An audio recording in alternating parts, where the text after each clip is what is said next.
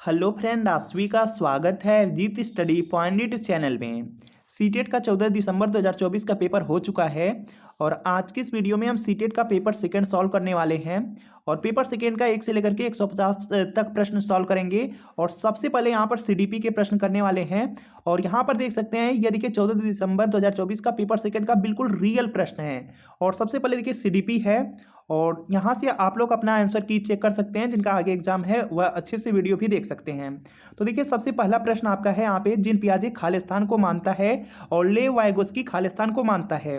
तो इसमें देखिए राइट आंसर हो जाएगा थर्ड वाला कि जो जिन पियाजे हैं यह आत्म केंद्रित वाक को संज्ञानात्मक अपरिपक्वता का संकेत और जो ले वाइगोस्की है निजी वाक को स्वविनियमित प्रभावी मानते हैं। तो यहाँ पे थर्ड वाला राइट आंसर होगा। जो भी छात्र थर्ड वाले को यहाँ पे सेलेक्ट किए हैं राइट हो जाएंगे।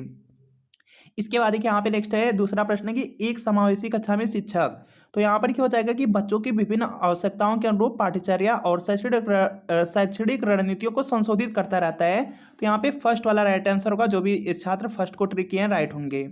इसके बाद देखिए यहाँ पे तीसरा प्रश्न है और तीसरे प्रश्न में आपका देखिए दिया गया है वर्ग समावेशन का एक उदाहरण है। लोकेश को एक संकल्पना है यहाँ पे दिल्ली को दूसरी संकल्पना भारत के उपसमूह के रूप में वर्गीकृत करने में परेशानी होती है। तो ये देखिए आपका सही है। इसके बाद दिया गया यह समझना कि भावनाएं स्मृति और सीखने को कैसे प्रभावित करती हैं, स्वविनियमित और सीखने को संशोधित कर सकता है, यह भी सही है। तो यहाँ पर के ए और आर दोनों सही हैं और ए यहाँ पे आर की सही रूप से व्याख्या भी कर रहा है। ए की आर सही रूप से व्याख्या कर रहा है, तो थर्ड वाला राइट आंसर होगा। अगला देखिए प्रश्न है कि निम्न में से कौन सा एक ऐसे प्रश्न का उदाहरण है जो विवेचनात्मक सोच को बढ़ावा देता है। तो चौथे वाले में देखेंगे यहाँ पे फर्स्ट वाला आपका राइट आंसर हो जाएगा कि द्वितीय विश्व युद्ध के फैलने में किन कारकों का योगदान था। तो फर्स्ट राइट आंसर होगा। इसके बाद एक यहाँ पे पांचवा प्रश्न है और पांचवा प्रश्न आपका दिया गया है निम्न में से कौन सा प्रदर्शन लक्ष्य अभिविन्यास का एक उदाहरण है। लक्ष्य अभिविन्यास दिया गया है। तो यहाँ पर क्या हो जाएगा कि एक छात्र अच्छा ग्रेड पाने और दूसरों से बेहतर होने के लिए कड़ी मेहनत करता है। तो यहाँ पे फोर्थ वाला राइट आंसर होगा। इसके बाद देखिए यहाँ पे छठा प्रश्न है और यहाँ पर कि आपको राइट आंसर करने हैं। और इसमें देखिए दिया गया है अभिकथन दिया गया है और कारण दिया गया है।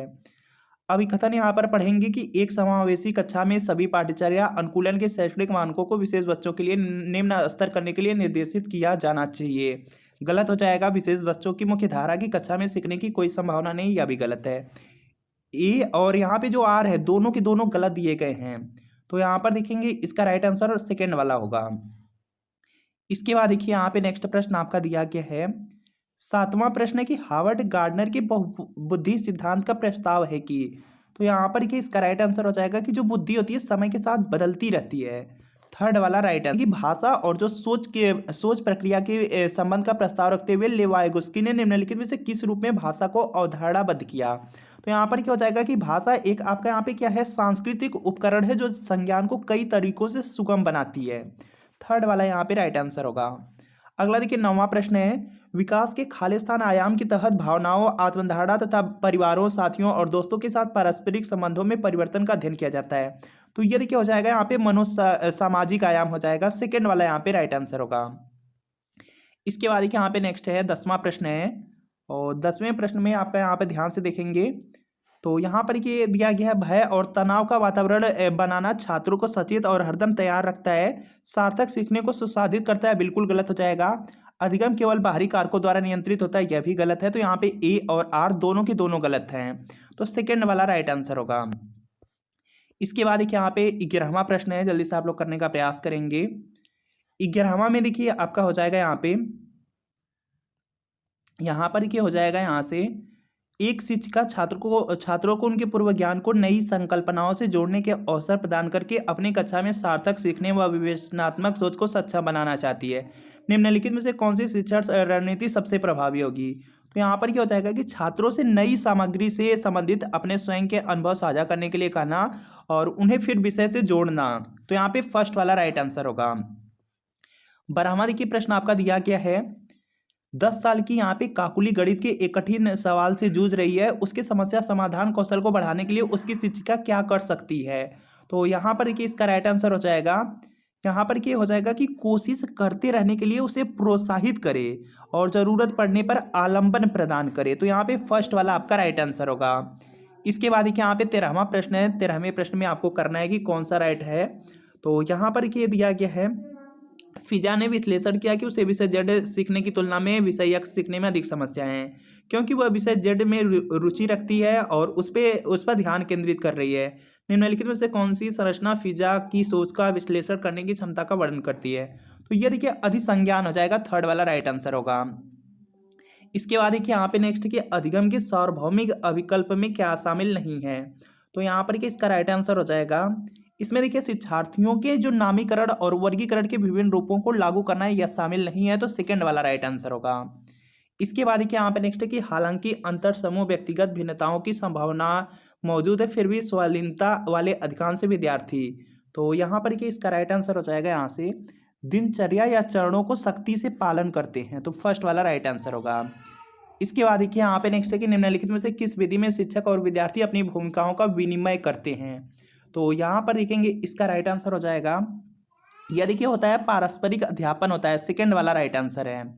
अगला देखिए प्रश्न है कि निम्नलिखित में से कौन सा कथन नैदानिक आकलन के उद्देश्य का उपयुक्त वर्णन करता है।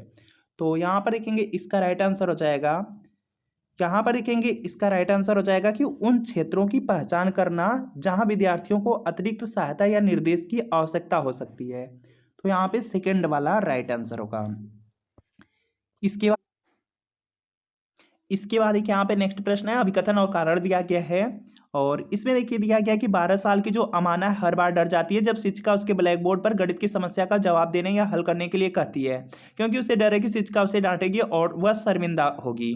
तो यह तो आपका यहाँ पे अभिकथन सही हो जाएगा। जब छात्र असुरक्षित और चिंतित महसूस करते हैं तो उनकी शिक्षा पर प्रतिकूल प्रभाव पड़ता है। यह भी देखिए आपका सही है। तो यहाँ पर क्या हो जाएगा, ए और आर दोनों सही हैं, ए की आर सही रूप से व्याख्या कर रहा है, थर्ड वाला राइट आंसर होगा। अगला देखिए यहाँ पे प्रश्न है 19वां। देखिए प्रश्न आपका दिया गया है कि प्रगतिशील शिक्षा के हिमायती इनमें से किस कथन से सहमत होंगे। तो यहाँ पर देखेंगे 19वां में हो जाएगा कि बच्चे एक सामाजिक सांस्कृतिक आर्थिक संदर्भ में पैदा होते हैं और यह पृष्ठभूमि उनके विकास को भी प्रभावित करती है। तो फर्स्ट वाला आपका राइट आंसर होगा। इसके बाद यहाँ पे नेक्स्ट प्रश्न है 20वां प्रश्न है और 20वें प्रश्न में आपका हो जाएगा यहाँ से, आप एक शिक्षक हैं जो अपने छात्रों को आलोचनात्मक और रचनात्मक रूप से सोचने के लिए प्रोत्साहित करना चाहते हैं। निम्नलिखित में से कौन सी रणनीति इस प्रकार की चिंतन को बढ़ावा देने की सबसे अधिक संभावना है। तो यहाँ पर देखेंगे इसका जो राइट आंसर यहाँ से देखिए होगा, यह देखिए हो जाएगा यहाँ से कि छात्रों को उनके अपने समाधान खोजने के लिए खुले सिरे वाले प्रश्न उन्हें प्रदान करना। तो यहाँ पे फोर्थ वाला राइट आंसर होगा। इसके बाद देखिए यहाँ पे नेक्स्ट प्रश्न है 21वां प्रश्न है। 21वां प्रश्न आपका दिया गया है कि उन बच्चों को जिन्हें दृष्टि बाधिता है उन्हें शामिल करते समय शिक्षकों को खालिस्तान का उपयोग करना चाहिए, जो कि आपका यहाँ पे ब्रेल है, एक स्पर्श प्रणाली है। तो यहाँ पे थर्ड वाला राइट आंसर होगा। इसके बाद देखिए यहाँ पे 22वां प्रश्न है आपका, यहाँ पे 22वां प्रश्न है कि प्रत्येक बच्चे को खेलने, प्रयोग करने और अपनी दुनिया को खोज करने के अवसर मिलते हैं। अभिकथन है तो अभिकथन यहाँ पे सही है, बचपन एक सार्वभौमिक निर्माण का भी सही है। तो यहाँ पर क्या हो जाएगा कि ए और आर दोनों सही हैं, ए की आर सही रूप से व्याख्या भी कर रहा है। तो थर्ड वाला राइट आंसर होगा। इसके बाद देखिए यहाँ पे 23वां प्रश्न है, लेव वाइगोस्की के सिद्धांत का पालन करते हुए शिक्षक को। तो यहाँ पर देखेंगे इसका राइट आंसर हो जाएगा कि अपने विद्यार्थियों के साथ पारस्परिक अध्यापन का पालन करना चाहिए। तो यहाँ पर देखिए होगा आपका सेकेंड वाला राइट आंसर। इसके बाद देखिए यहाँ पे 24वां है, नई अवधारणाओं को पढ़ाने के लिए यहाँ पे निम्नलिखित में से कौन सी प्रभावी रणनीतियाँ हैं। तो यहाँ पर क्या हो जाएगा आपका, यहाँ से देखिए उदाहरण प्रस्तुत करना, गैर उदाहरण प्रस्तुत करना और अवधारणाओं के बीच संबंधों के बारे में सोच को यहाँ पे बढ़ावा देना। और यहाँ पर क्या हो जाएगा, तो यही देखिए 3 होंगे। तो यहाँ पे फर्स्ट वाला आपका राइट आंसर हो जाएगा। इसमें देखिए चौथा नहीं है, तो यहाँ पे क्या होगा आपका पहला, दूसरा, तीसरा। तो यहाँ पे फर्स्ट राइट आंसर होगा। इसके बाद देखिए यहाँ पे नेक्स्ट है कि लेव वाइगोस्की संज्ञानात्मक विकास को किस रूप में देखते हैं। तो यहाँ पर देखेंगे इसका राइट आंसर हो जाएगा, यह देखेंगे यहाँ पे एक सहयोगात्मक प्रक्रिया के रूप में देखते हैं। तो थर्ड वाला राइट आंसर होगा। इसके बाद देखिए यहाँ पे 26वां प्रश्न है और 26वां प्रश्न दिया गया है, लॉरेंस कोहलबर्ग के सिद्धांत के बारे में निम्नलिखित में से कौन सा यहाँ पे कथन सही है। तो इसका आपको यहाँ पे सही आंसर करना है। तो यहाँ पर क्या हो जाएगा कि यह बच्चों को दुविधात्मक स्थितियाँ प्रस्तुत करता है। तो फर्स्ट वाला राइट आंसर होगा। इसके बाद क्या 27वां प्रश्न है और 27वां प्रश्न दिया गया है यहाँ पे कि निम्न में से कौन विद्यार्थियों में सीखने के लिए आकलन का एक उदाहरण है। तो यहाँ पर क्या हो जाएगा कि पूर्व ज्ञान की जांच के लिए कक्षा की शुरुआत में एक प्रश्नोत्तरी और विचार मंथन करना। तो यहाँ पे फोर्थ वाला राइट आंसर है। अगला देखिए यहाँ पे 28वां है, और 28वां में देखिए आपका हो जाएगा यहाँ पे लड़कों की तुलना में लड़कों में सामाजिक और सांस्कृतिक कारकों से अधिक प्रभावित होने की जन्मजात प्रवृत्ति होती है। बिल्कुल यहाँ पे गलत हो जाएगा, यहाँ पे तुलना किया गया है और कथन दिया गया है, और कथन भी आपका यहाँ पे गलत है। तो यहाँ पे क्या हो जाएगा, आपका ए और आर दोनों गलत हैं। तो यहाँ पे सेकेंड वाला आपका क्या होगा, राइट आंसर हो जाएगा। इसके बाद देखिए यहाँ पे नेक्स्ट प्रश्न आपका दिया गया है जिन पियाजे के संज्ञानात्मक विकास के सिद्धांत के अनुसार। तो यहाँ पर क्या हो जाएगा कि सीखने के अनुभव बच्चों के संज्ञानात्मक क्रियाओं के वर्तमान स्तर पर निर्भर करते हैं। तो फोर्थ वाला राइट आंसर है।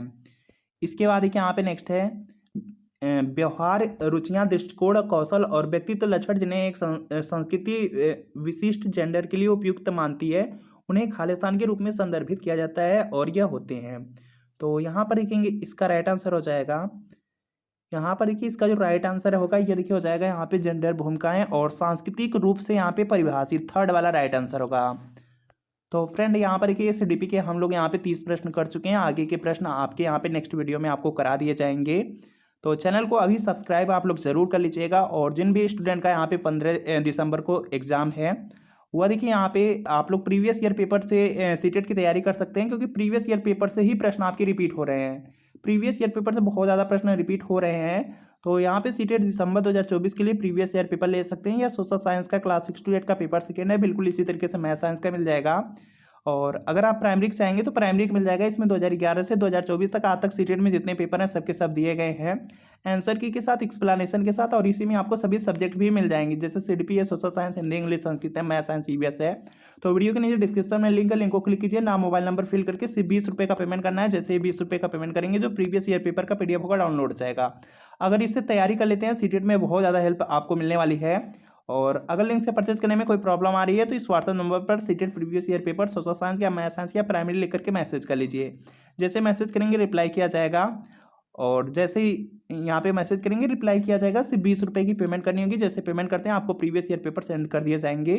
तो मिलते हैं फ्रेंड आपसे नेक्स्ट वीडियो में।